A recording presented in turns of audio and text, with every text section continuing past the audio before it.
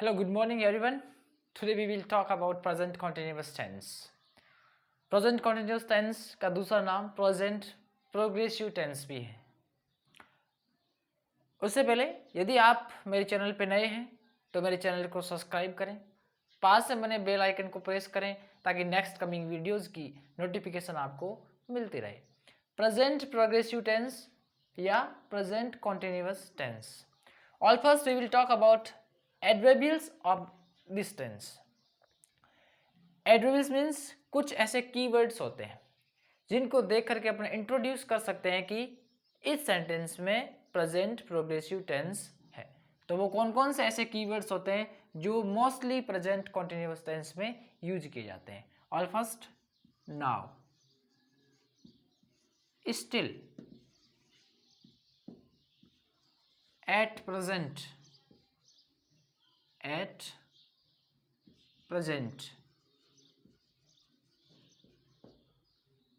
at this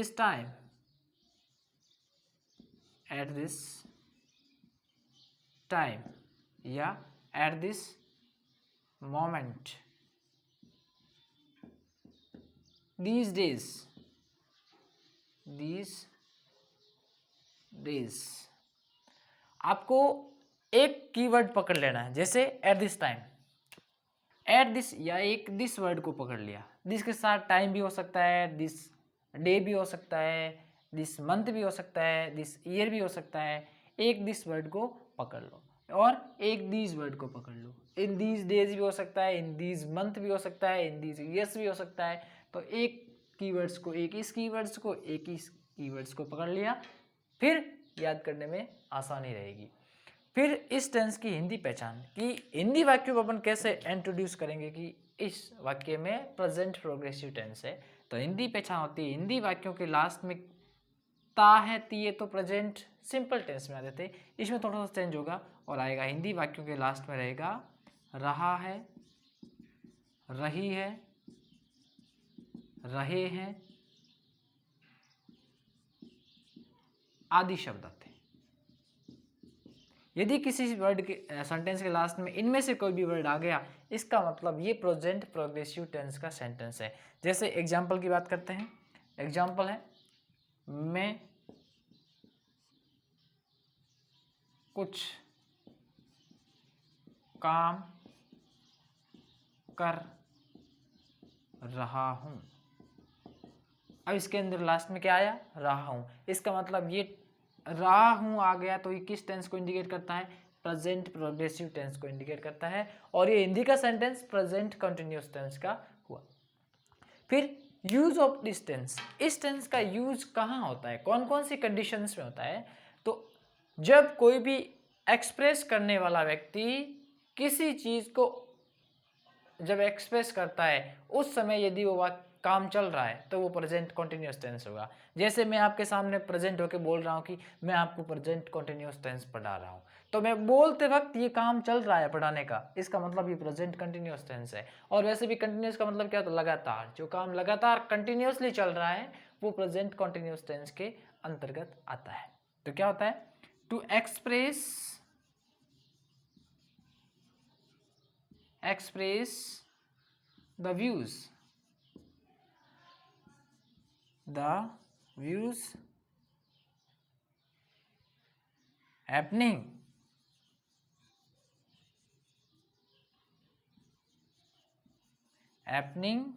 events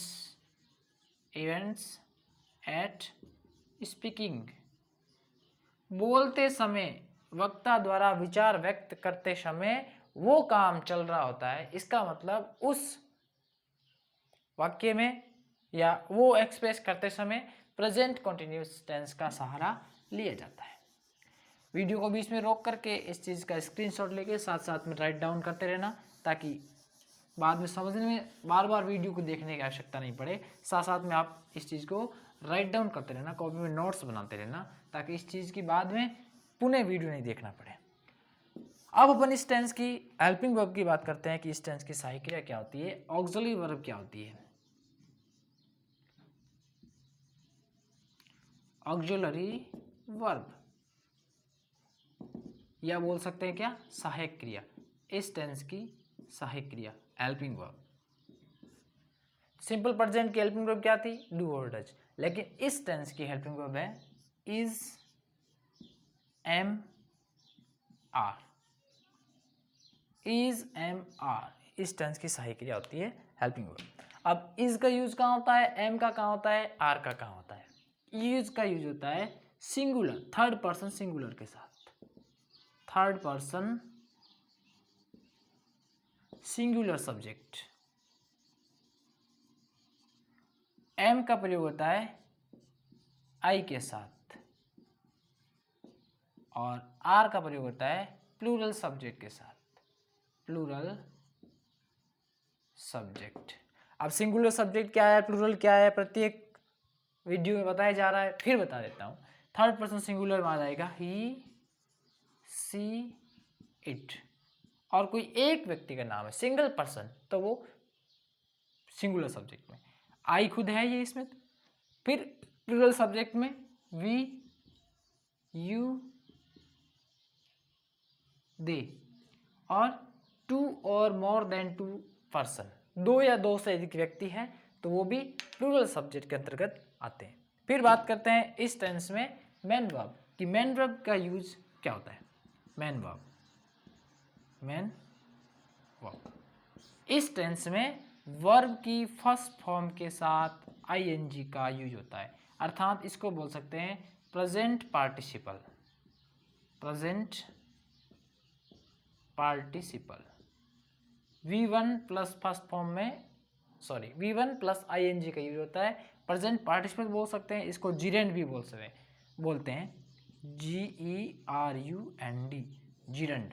present participle को जीरेंड भी बोलते हैं, और ये V1 प्लस आईएनजी होता है। ये वर्ब की ये फोर्थ फॉर्म होती है, जीरेंड होती है, प्रेजेंट पार्टिसिपल होती है। इस टेंस में प्रेजेंट पार्टिसिपल का यूज किया जाता है। अब अपन देखेंगे ट्रांसलेशन ऑफ एफर्मेटिव सेंटेंस, सरल वाक्यों का ट्रांसलेशन देखेंगे अपन। Translation of affirmative sentence, translation of affirmative sentence, सरल वाक्यों का ट्रांसलेशन, सकारात्मक वाक्यों का ट्रांसलेशन पढ़ेंगे। सबसे पहले सेंटेंस पैटर्न, पैटर्न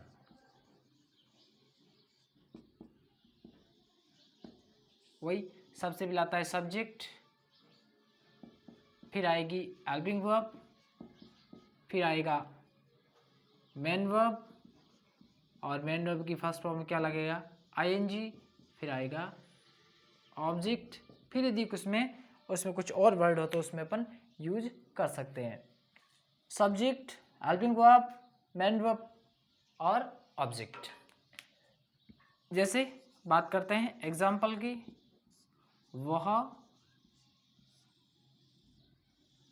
अंग्रेजी बोल रहा है, बोल रहा है। जैसे आपके सामने ये सेंटेंस है, वह अंग्रेजी बोल रहा है। सबसे पहले फाइंड आउट करना है कि इसमें कौन सब्जेक्ट है, कौन वर्ब है, कौन ऑब्जेक्ट है। तो बोलने का काम कौन कर रहा है, वह, तो वह इसमें क्या हो गया, सब्जेक्ट। फिर सब्जेक्ट क्या करता है, बोल रहा है, तो बोल रहा है इसमें क्या हो गया, वर्ब। फिर वर्ब से क्वेश्चन करना है व्हाट, बोल रहा है व्हाट, क्या बोल रहा है, अंग्रेजी, तो अंग्रेजी इसमें क्या है, ऑब्जेक्ट। अब इसका इंग्लिश कैसे बनेगा, सबसे पहले क्या आएगा, सब्जेक्ट, सब्जेक्ट कौन है, ही, तो ये आ गया ही। फिर हेल्पिंग वर्ब, ही थर्ड पर्सन सिंगुलर है तो क्या आएगा, इज, ही इज। फिर वर्ब क्या है, बोलना, बोलना इंग्लिश में क्या बोलते हैं, स्पीक, और V1 में क्या लगेगा, I N G, speaking what, English, speaking English. इस प्रकार इसका ट्रांसलेट हो। एक सेंटेंस और देखते हैं, उसके बाद ट्रांसलेशन ऑफ नेगेटिव सेंटेंस पढ़ेंगे। एग्जाम्पल नेक्स्ट है, हम उनके साथ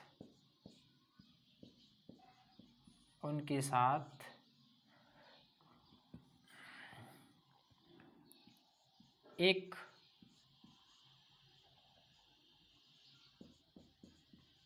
सेमिनार में जा रहे हैं, ये एक सेंटेंस है। हम उनके साथ एक सेमिनार में जा रहे हैं।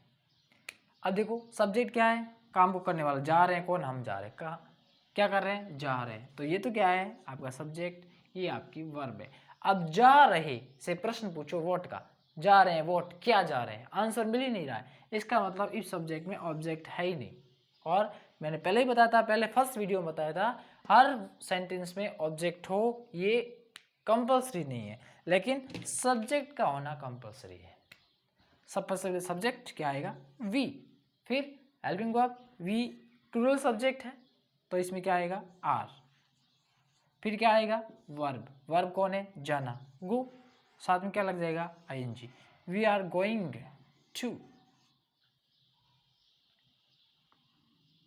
To seminar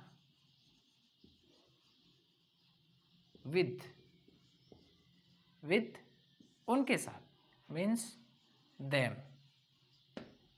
we are going to seminar with them, हम उनके साथ सेमिनार में जा रहे हैं। अब अपन पढ़ेंगे ट्रांसलेशन ऑफ नेगेटिव सेंटेंस।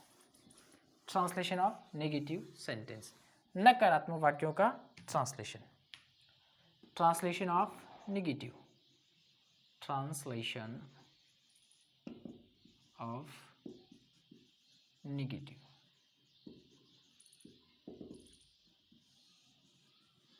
नकारात्मक वाक्यों का ट्रांसलेशन। वही से हम सबसे पहले क्या होगा, सेंटेंस पैटर्न या रूल कह सकते हैं, सेंटेंस पैटर्न कह सकते हैं। Subject plus helping verb plus not, this is new thing, not, because negative sentence है, नॉट तो आएगा, not plus V1 plus ING plus object. अब इसके कुछ एग्जाम्पल देखते हैं। एग्जाम्पल क्या होंगे,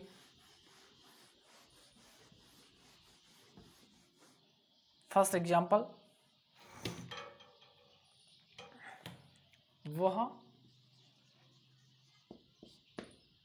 मोहन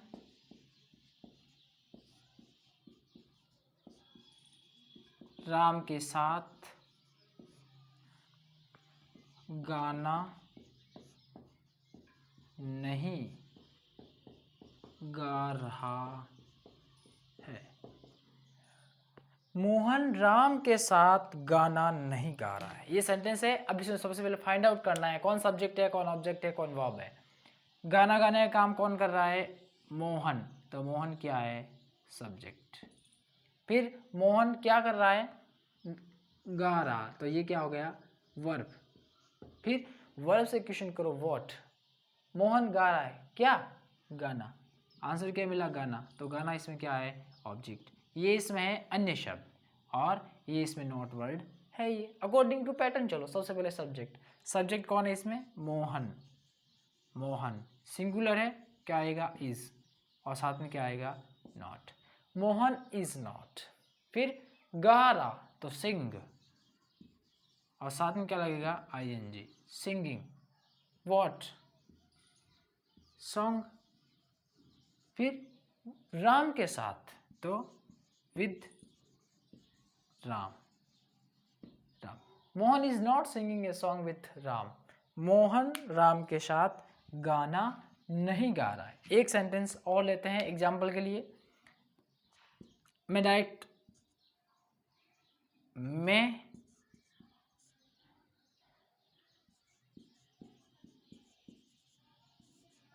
रसोई में खाना नहीं बना रहा हूँ, बिकॉज मेरे को आता ही नहीं बनाना। अब इसका इंग्लिश ट्रांसलेट करते हैं। सबसे पहले ये है इसका सब्जेक्ट, ये इसकी वर्ब, ये इसका ऑब्जेक्ट, ये अन्य शब्द। अकॉर्डिंग टू पैटर्न चलेंगे। सबसे पहले subject I subject verb helping verb के रूप में क्या आएगा, एम। बना रहा को इंग्लिश में क्या बोलते हैं, मैक। क्या लगेगा, आईएनजी। जब आईएनजी लगता है तो ई वहाँ से मिसप्लेस हो जाती है। Making what, food in kitchen. I am not, या नॉट वर्ड लिखना भूल गए, I am not making food in kitchen, मैं किचन में खाना नहीं बना रहा हूँ। अब पढ़ेंगे translation of interrogative sentence. Translation of interrogative sentence, प्रश्नवाचक वाक्यों का ट्रांसलेशन। बहुत इजी है फ्रेंड्स, साथ साथ में पढ़ते रहना और कमेंट बॉक्स में ज़रूर बताना कोई आपका सजेस्टेशन हो तो, कोई ऐसी आपकी प्रॉब्लम जो स्टडी से संबंधित हो, ट्रेन से संबंधित हो, कोई भी इंग्लिश संबंधित, उसको आप कमेंट जरूर करें और कमेंट में आपको वापस उसका आंसर दिया जाएगा। ट्रांसलेशन ऑफ इंट्रोगेटिव सेंटेंस, प्रश्नवाचक वाक्यों का ट्रांसलेशन। सबसे पहले वही pattern, what is pattern of, मैंने आपको पहले बता रखा पिछले वाले वीडियो में कि इंट्रोगेटिव सेंटेंस दो प्रकार के होते हैं, तो दोनों के पैटर्न रूल अलग अलग होंगे। रूल, एक तो रूल होगा जिसमें हेल्पिंग वर्ब आएगी स्टार्ट में, helping verb plus subject plus V1 plus ING plus object plus question mark. Second rule होगा WH word plus helping verb plus subject plus V1 plus ING plus object plus question mark. दो rule रहेंगे क्योंकि दो type ही होते हैं sentence के। First है क्या वह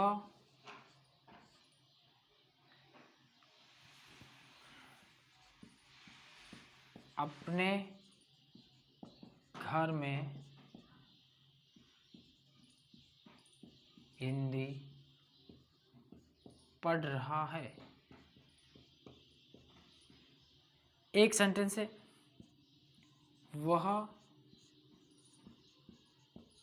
अपने घर में क्या पढ़ रहा है, क्वेश्चन वर्ड। दोनों सेंटेंस अलग अलग है, एक सेंटेंस में क्वेश्चन वर्ड बीच में आ रखा है, एक सेंटेंस में क्वेश्चन वर्ड स्टार्ट में आ रखा है। जिस सेंटेंस में WH शब्द वाक्य के शुरू में आ गया तो उसकी इंग्लिश लिखने की आवश्यकता नहीं है, हेल्पिंग वर्ब स्टार्ट में लिखने से उसकी मीनिंग बन जाएगी।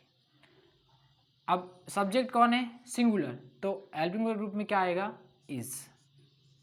सहायक क्रिया, फिर सब्जेक्ट कौन है, ही, इज ही। पढ़ना यानी read, ING reading. Helping verb subject V1 हो गया, अब आएगा ऑब्जेक्ट। अब पढ़ रहा से क्वेश्चन करो, व्हाट का, पढ़ रहा है, व्हाट क्या पढ़ रहा है, हिंदी, तो इसमें ऑब्जेक्ट कौन है, हिंदी। इन हिज हाउस, अपने घर में। नेक्स्ट, वह अपने घर में क्या पढ़ रहा है। अब WH शब्द बीच में आ गया, इसका मतलब सेकेंड पैटर्न लागू होगा। क्या को इंग्लिश में बोलते हैं, व्हाट। वह सिंगुलर है, is. What is he reading.